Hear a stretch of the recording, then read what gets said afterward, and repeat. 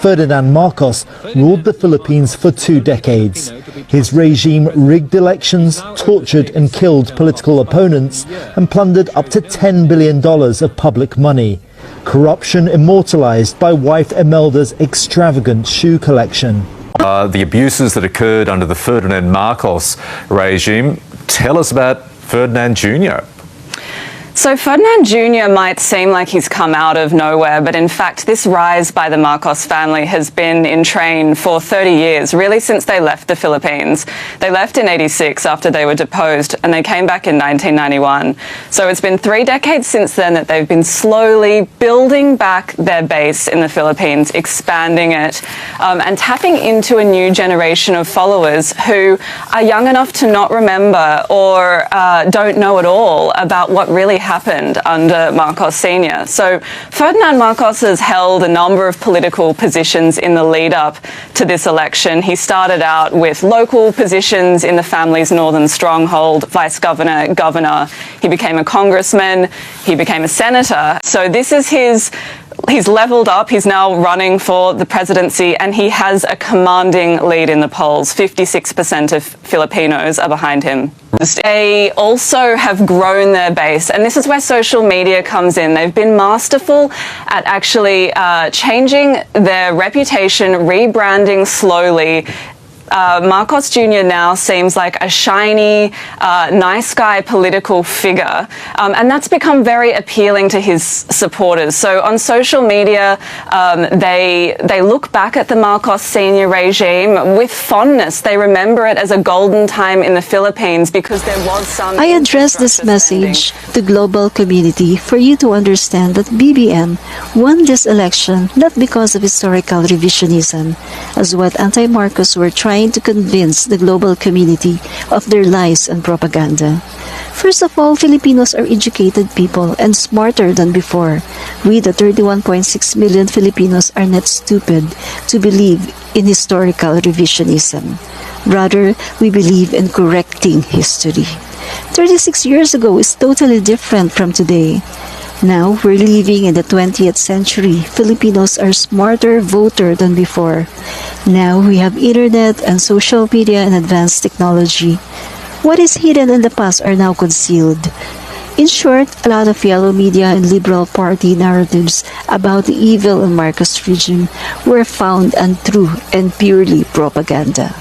Majority of Filipinos didn't believe that BBM won via landslide just because of historical revisionism. But we do believe that there's a big awakening from 35 years of slumber. Now the Filipinos have realized that all the lies and brainwashing about the evil of Marcos and his administrations are purely black propaganda. In behalf of 31.6 million Filipinos who voted for BBM, we strongly believe and convinced that BBM is the most qualified presidential candidate. BBM became a vice governor of Ilocos Norte in 1980 until 1983. He also became a governor of Ilocos Norte. And aside from that, he became a congressman of Ilocos Norte 2nd District in the year 1992 up to 1995. And he was also elected as Senator of the Republic of the Philippines. In the year 2016, he was the duly elected Vice President of the Philippines, but he was clearly cheated. BBM is the smartest among the presidential candidates. He can talk freely about any issues. He went to Oxford University and got special diploma. He also studied at Wharton University undergraduate because of the call of duty that he cannot resist. When we talk about character, BBM is the perfect role model of all politicians. He broke the normal way of campaigning by his message of unifying leadership. His take on what he believes that the Filipinos will only succeed if we will unite, hold hands together, put our talents and efforts together. Because united we stand, divided we fall. Also, Bongbong Marcos does not indulge in negative campaigning as what his opponents did in their campaign. campaigns last May 9, 2022 election. Bongbong Marcos stands out above the rest of presidential candidates who did nothing but bad-mouthing, mudslinging, and cursing him every day. The Filipinos are tired of this trapo, traditional politicians who failed to lay down their platforms in series of debates because they focus on criticizing the frontrunner, Bongbong Marcos. Last year, October 2021, after BBM filed his candidacy, a lot of anti-Marcos came into open and filed disqualification cases and cancellation of COC of BBM. They rallied in front of COMELEC shouting that BBM should be disqualified from running. A lot of old issues came up like martial law, ill-gotten wealth, fake diploma, and even somebody said that BBM is fake because the real BBM was already dead a long time ago. Issues of tax evasion, estate tax, and a lot more. Full force, all anti-Marcos put all their efforts together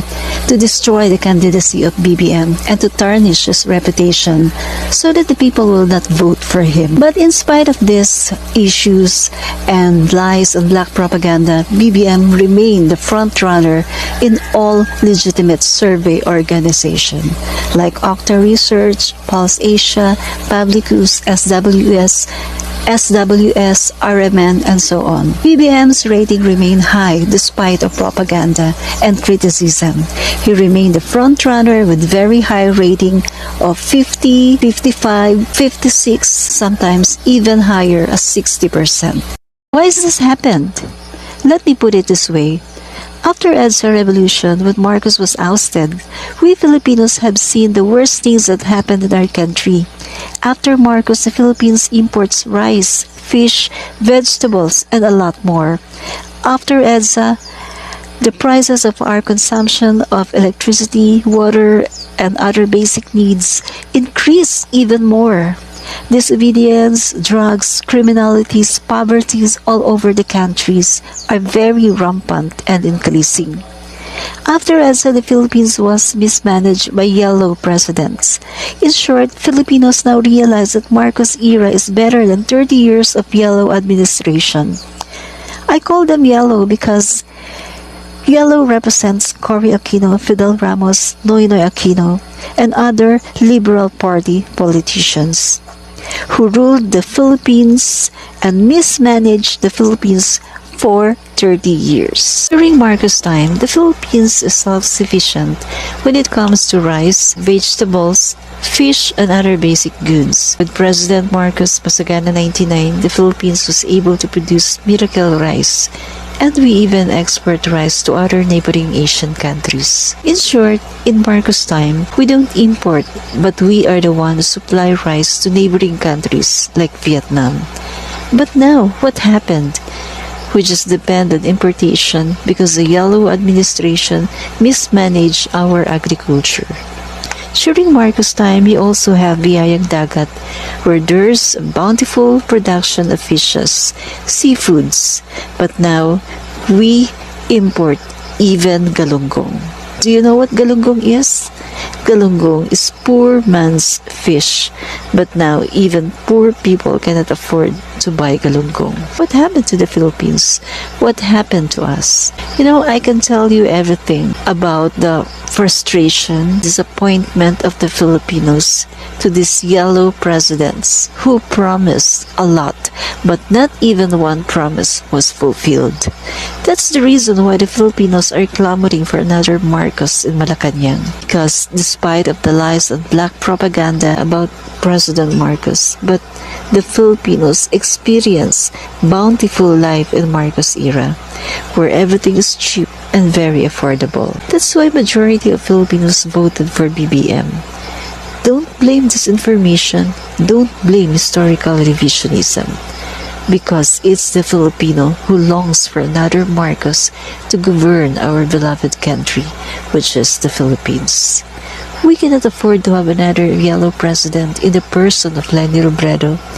The Filipinos hates the yellow or kakampink politicians. Give us liberty to vote another Marcos, or let us die in our motherland. Anti-Marcos talk a lot about martial law atrocities, but majority of the Filipinos did not experience any torture, imprisonment, or harassment. Those who experienced torture, imprisonment, harassment were the terrorists who wants to overthrow the government. Now, they're still here fighting the government for over 53 years. Many anti-Marcos said that he was a dictator, but majority of the Filipinos did not believe in that narratives. Why? Because a dictator don't undergo with electoral processes. For us, Marcos did not terrorize the Philippines, but he fought the rebel communists in our country to maintain democracy. In 1970s, the Philippines has a serious problem with insurgency.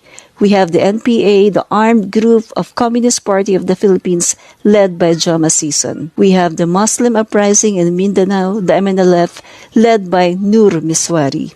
And during that time, there's also an international threat of communism. As we can see in our neighboring countries like Cambodia, Laos, Vietnam, they were already invaded by communists. Marcos needed to do a drastic decision by declaring martial law after consulting the Congress, Senate, and the judiciary. Although declaring martial law is a very unpopular decision, but he took all the risks just to save the country from communism. Marcos was successful in fighting communism in our country. And the big evidence was there's no Filipino boat people. In fact, the Philippines became a fortress for Vietnamese boat people. Those who fled from Vietnam, they came here in the Philippines because they knew that Philippines is free from communism. They knew that Philippines is a democratic country. So I appeal to the international community, please don't easily believe with the news that anti-Marcos are spreading, not just here in our country, but all over the world.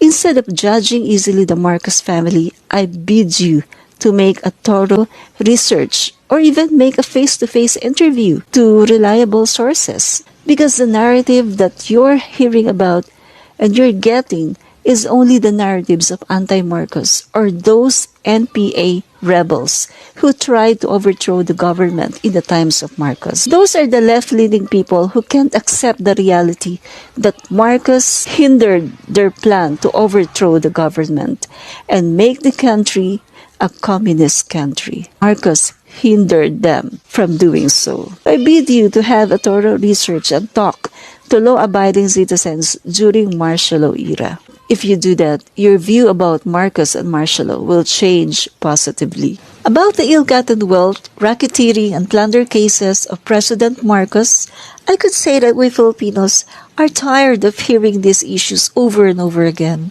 Aquino administration filed 986 cases, almost 1K, to President Marcos and Imelda Marcos. But unfortunately, not even one prospers.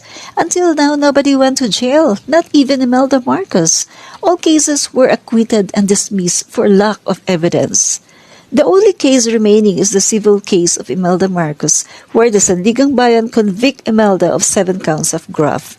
But it's not yet final and executory because Imelda went to Supreme Court and appealed the case. So until now, it's still pending. We Filipinos believe and hoping that this 7 counts of graft case of Imelda Marcos will be dismissed sooner or later because we don't believe that the former First Lady was involved in graft and corruption. After EDSA, when Cory Aquino took over by revolutionary government, Cory issued an executive order number 1 saying that Marcos amassed $1 million. After 2 months, the Guinness World Record published on their website the statement written in Cory's executive order number 1. They made it as their reference and published on their website. I quote, "The government of the Philippines announced on 23rd April 1986 that it had succeeded in identifying $860.8 million salted away by the former President Ferdinand Edrelin Marcos, 1917 to 1989, and his wife Imelda." Guinness World Record said in its website. See? So without due process, Cory's government declared that Marcos got ill-gotten wealth. This is clearly injustice. In our Constitution, in the Bill of Rights, it was stated that a person accused of any crime shall presume innocent until proven guilty. But in Marcos' case, the Cory Aquino government declared already that Marcos amassed wealth, that Marcos is a thief, that Marcos got that wealth in national treasury. So, or without court hearing and final verdict from the court. So this is clearly injustice. There's injustice. This is a very long story to tell. To cut the story short, majority of Filipinos found that most issues that they throw to President Marcos were politically motivated. That's the reason why Cory Aquino did not allow Marcos to defend himself here in Philippine court, because Cory Aquino knew 100% that Marcos is not guilty.